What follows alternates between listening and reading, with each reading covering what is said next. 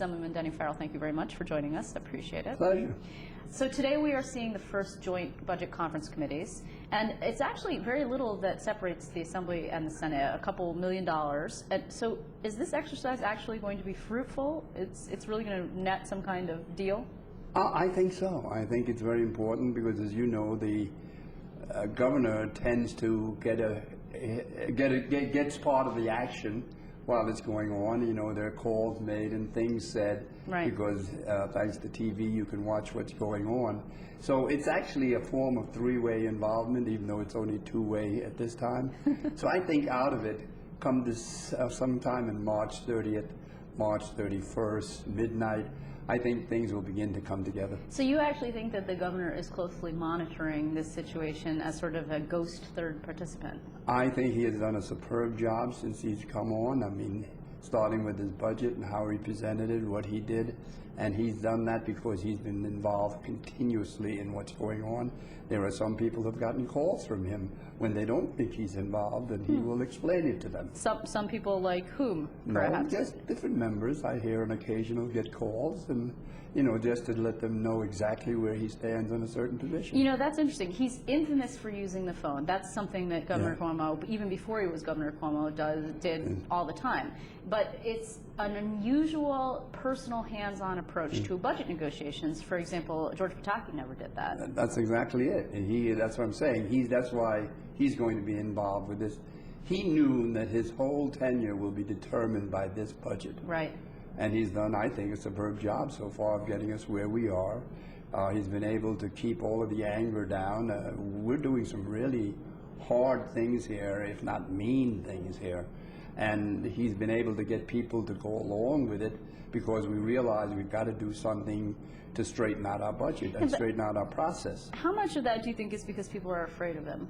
And I don't mean him personally, I mean this idea that, or maybe, I mean he does play hardball, but because he has this extender possibility that he's been hanging over your head. In other words, if you don't agree or get darn close to it, he has the ability, because of David Patterson, to put all of this in an extender and make you choose. It's actually because of Pataki and the lawsuit we brought, but we won't go there. The bottom line is that is always it's not being afraid of a governor or anybody. It's do you want the war? In other words, we're all individually elected, and we make decisions based on how do we go home and sell it so we can get reelected. So nobody wants to have a war. We could jump up and down. You're cutting nursing homes. You're cutting things for children. Blah blah blah blah. But what are you going to gain out of that? Nothing. Because right now we really are short of money. We've gotten away for 3 years of dancing with the money, pushing the money around, but we can't do that. As I said, the last of the money in the sofa is gone. Remember they used to say in the old days you went home and dug the money out of the sofa. I remember. Well, it's not there anymore.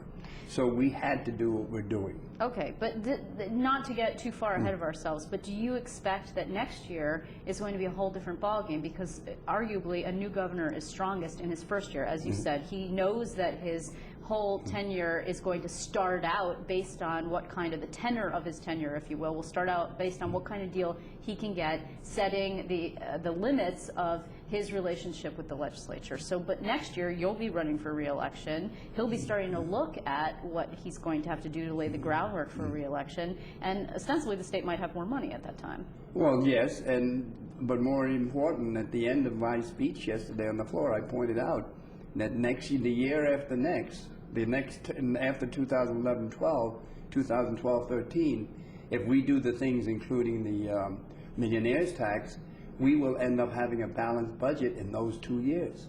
In other words, that what we're doing today, these horrendous cuts that we're doing today, will then put us in a position, if we add to the revenues with the bill that we put in, that will give us the ability to have a balanced budget instead of having this $10 billion hole type of problems. Okay, well that would be lovely, with the exception of the fact that the Senate doesn't seem to be interested in doing the millionaire's tax, and the governor certainly isn't interested in doing the millionaire's tax, unless you don't believe their protestations. No, I believe their protestations, but at the same time I believe that you can make an argument and people sometimes change their minds. So we have a position. We're holding to that position for the time being.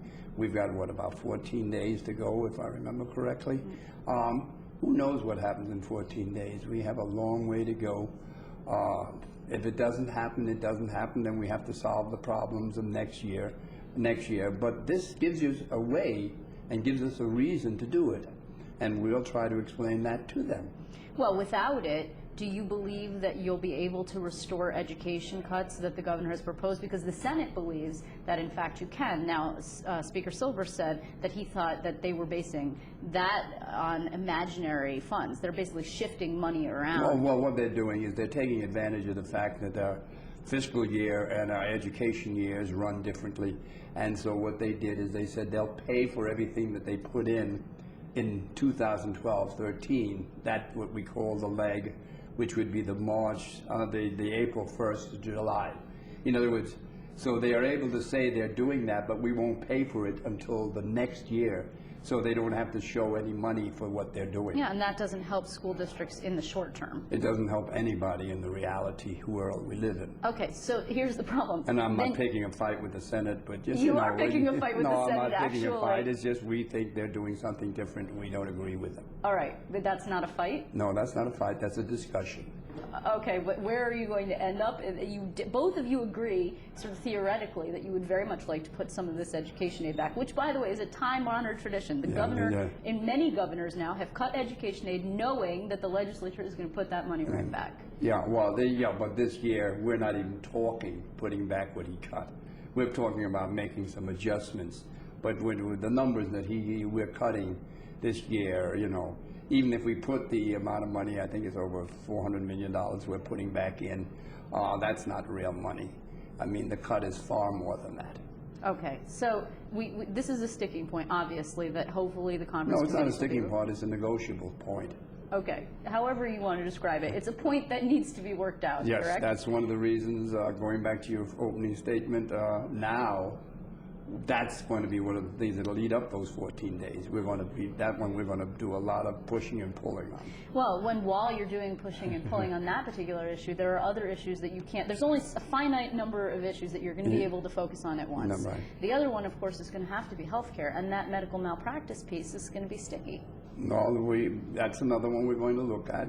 We took a position. We believe that we can accomplish what was required monetarily from that, and at the same time not end up creating a situation where people won't get lawyers anymore. I said on the floor, and one of the problems of the system is that the reason America is as safe as we are is because of the lawsuits that go on constantly. I pointed out, you can't go, and I know you're a swimmer, you don't see diving boards anymore.